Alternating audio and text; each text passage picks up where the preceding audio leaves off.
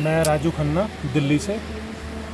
मैं इन लोगों के बारे में क्या बता सकता हूँ। बात यह है कि ये तो इनको बारे में बताना सूरज को रोशनी दिखाने के बराबर है। वो खुद ही एक प्रकाश पुंज है। ये तो हमारा अटूट सौभाग्य प्राप्त हुआ कि इन लोगों के हम सानिध्य में रहे। इनके 3-4 बार दर्शन बड़े हरे राम हरे कृष्णा हरे कृष्णा बाबा जी हरे हरे बाबा जी हरे राम। जय जय श्री राम सबको प्रणाम। दोस्तों नमस्कार, मैं विजय वर्मा और मैं हूं अभी कैंची धाम में। आज है 22 नवंबर 2021। कल थी 21 नवंबर 2021 और कल के दिन जो बाबा जी के बड़े बेटे थे उनने समाधि ले ली। तो मेरे साथ एक सर जुड़े हुए हैं खन्ना जी, तो उन्होंने उनके दर्शन किए हैं। बाबा जी के बड़े बेटे के भी किए हैं, छोटे बेटे की भी किए हैं। माता जी जो उनकी बेटी गिरजा माँ भी बोल सकते हैं, तो उनके भी दर्शन किए हुए हैं। थोड़ा सा इनसे बाबा जी के अनुभव जानते हैं, बाकी मैं तो नहीं देख पाया और उनको तो मैं सोचता हूँ कि गिरजा बुआ से मिलने की अब मैंने ठान लिए कि मैं जाऊँगा जल्द से जल्द, तो मैं वहाँ जाऊँगा। तो थोड़ा सा इनसे जानते हैं इनके ज़िंदगी की दुनिया। मैं राजू खन्ना दिल्ली से। मैं इन लोगों के बारे में क्या बता सकता हूँ। बात यह है कि ये तो इनको बारे में बताना सूरज को रोशनी दिखाने के बराबर है। वो खुद ही एक प्रकाश पुंज है। ये तो हमारा अटूट सौभाग्य प्राप्त हुआ कि इन लोगों के हम सानिध्य में रहे। इनके 3-4 बार दर्शन बड़े भाऊ जो कल समाधि ले चुके हैं, महाराज जी के चरणों में जा चुके हैं, उनके भी दर्शन किए मैंने। वृंदावन में अनंत चतुर्दशी का भंडारा था। इतने सरल स्वभाव के कि आपको पहली बार मिलके ये नहीं लगेगा कि आप उनसे पहली बार मिल रहे हो। आपको ऐसा लगेगा कि आप पता नहीं कितने सालों से उनसे जुड़े हुए हो। इनके अंतरंग संबंध। मैंने उनके जाके प्रणाम करा, उन्होंने पास बिठाया, कहते हैं आपने प्रसाद पा लिया बेटा?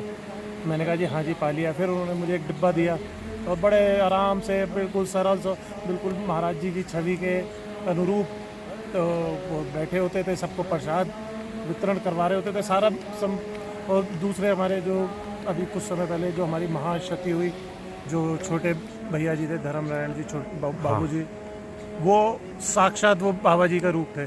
उनके साथ तो बहुत समय मिला। हम इतना सौभाग्य है कि उनके दर्शन हुए, उनके सानिध्य में रहे। बहुत बार दर्शन हुए, उनके पास बैठे रहते थे।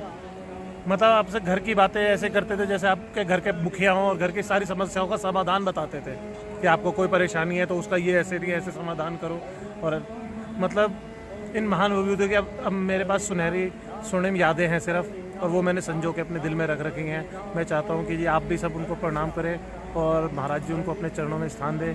जहाँ तक गिरजा का बुआ का सवाल है, गिरजा मैया कहते हैं, गिरजा बुआ कहते हैं, उनका जो सवाल है, मतलब आप जब उनके साक्षात दर्शन करेंगे, जिनको भी अवसर प्राप्त हो, आपको लगेगा कि सच में आप एक देवी के दर्शन कर रहे हैं। सरल स्वभाव, बिल्कुल शांत।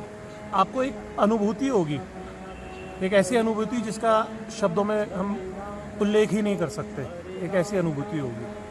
तो जैसा भी आप लोगों को अवसर मिले, मेरा आपसे प्रार्थना है कि आप उनके दर्शन करें, क्योंकि यही विभूतियाँ अब बची हैं, यही विभूति बची जो साक्षात सशरीर है। बाकी हमारे पास औरा के रूप में तो इन लोगों का आशीर्वाद है ही है, लेकिन सशरीर जो है उनके आशीर्वाद जरूर लें। अच्छा, बाबा जी से कब जुड़े आप? मैं महाराज जी से जुड़ने का सौभाग्य मुझे प्राप्त हुआ 92-93 के अंदर। मोनी माँ जी हमारी जो समाधि ले चुकी हैं 2012 के अंदर, 2013 में। तो उनका मैं उनसे संपर्क में आया। वो हमारी माँ थी, गुरु माँ थी। फिर उनके संपर्क से महाराज जी के तो फिर ये हुआ कि उसके बाद से इतना कृपा हुई, महाराज जी ने हाथ पकड़ लिया, सब कुछ उन्हीं का है। फिर तो बहुत मतलब असमरणीय बातें हैं। तो उनकी कृपा है कि आज तक हम उनसे जुड़े हुए और निरंतर भाव से आ रहे हैं। कभी कुछ लीला कृपा लीला बाबा जी की? एक हो तो बताऊँ मैं आपको। चलो अब आज आपको बात हो रही है तो एक लीला का बता ही दूँ। हमारा मकान बन रहा था, तो मैं चांदनी चौक में था, हम दिल्ली में रहते हैं। मकान हमारा करोल बाग में है, बन रहा था। कुछ नहीं था, मकान बन रहा था, मेरे को वैसे ही कुछ अंदर से नहीं, तू घर भाग। मैं घर गया और एक दीवार गिर गई, पूरी घर की दीवार बनते हुए गिर गई। और उधर से एक लेडी और एक एक बहुत बुजुर्ग औरत, एक बच्चा जा रहा था, जिसको एक खरोच तक नहीं मात्रा आई। ये सब महाराज जी की कृपा है।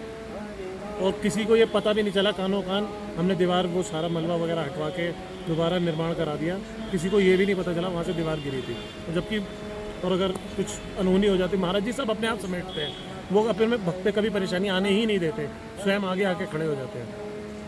आज तक हमारा साथ तो हर पल पे उन्होंने दिया।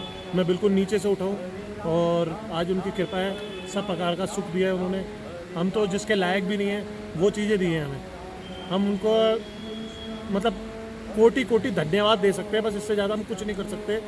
उन्होंने जो जो हमारे लिए करा, हमारी ज़िंदगी को हर चीज़ से सरल बनाया, हर परेशानी को ऐसे निकाल दिया जैसे कुछ थी ही नहीं।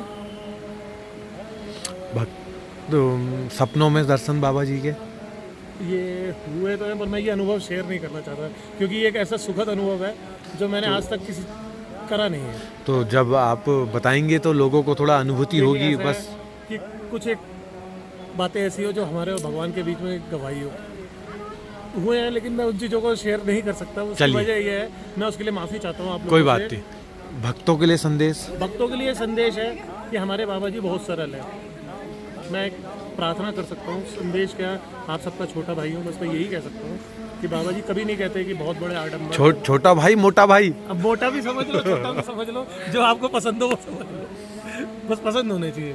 तो कहने का मतलब ये है, बाबा जी सिर्फ एक ही बात कहा करते जो मुझे उनकी किताबों से थोड़ा सा ज्ञान हासिल हुआ, ज़्यादा ज्ञान नहीं है मेरे अंदर। वो ये समझ में आया कि बाबा जी ना तो कोई ज़्यादा पूजा पाठ में कहते थे कि तुम लोगों ना जब तब करो, तुम नहीं कर पाओगे, ये कलयुग है, इस कलयुग के अंदर सिर्फ एक राम नाम आधार है। राम राम जपते रहो, एक तुम हमेशा राम राम जपते रहो। एक बार सच्चे मन से लग गया, तुम्हारी ज़िंदगी तर जाएगी। वो सिर्फ एक राम राम नाम से प्रिय है उन्हें, कुछ नहीं करना तुम्हें, और गरीबों को भोजन कराओ बस। इसके अलावा तीसरी चीज़ कुछ नहीं, गरीबों को भोजन कराओ और राम राम जपते रहो। तीसरा कोई काम नहीं है, कुछ नहीं, इससे सरल कुछ नहीं हो सकता संसार में, जो उन्होंने हमें मार्ग दिखाया है। अच्छा, आज कैंची धाम का अनुभव बता आज दीजिए। कैसी धाम में सुबह सुबह आया, प्रातःकाल बहुत ज़्यादा ठंड हो रही थी। हाँ, मुंह की कैप पहनी थी आपने। मुंह की कैप पहनी हुई थी, पूरी तरह सारा अच्छे ढक रखे थे, बहुत ज़्यादा ठंड हो रही थी। वैसे थोड़ा सा मोटा हूँ, मोटे आदमी को ठंड ज़्यादा लगेगी। कोई भी लोग आए तो उनको बता दीजिए कितनी नहीं, ठंड हो रही बिल्कुल है। जी, आप पूरे सर्दी के कपड़ों का इंतजाम करके आइएगा। अगर नहीं करके आए और आपने कहीं पे भी कोताही बरती, आपने कहा नहीं जी हम तो बहुत बड़े बलशाली हैं, और आजकल लोग बाहुबली समझने लगते हैं अपने आप को, वो मत समझिएगा। कि 2 दिन तो ठंडा झेल लेंगे, उसका नहीं, यहाँ 2 जैसे दिन जाने नहीं, के बाद बीमार हो नहीं, जाएंगे। नहीं 2 दिन भी नहीं झेल पाएंगे। पहले दिन ही सिर पकड़ के बैठ जाएंगे और कमरे के अंदर या होटल के अंदर अपने डॉक्टर से इलाज कराते रहेंगे। उसका कोई फायदा नहीं, उसका हमें दुख होगा। तो हमारा यही है कि भैया अपने कपड़े लाओ, अपना पूरा साधन के साथ आओ, पहली चीज़। और दूसरी चीज़, मैं सुबह आया तो हमें विजय भाई के भी दर्शन हो गए, महाराज जी के दर्शन के साथ।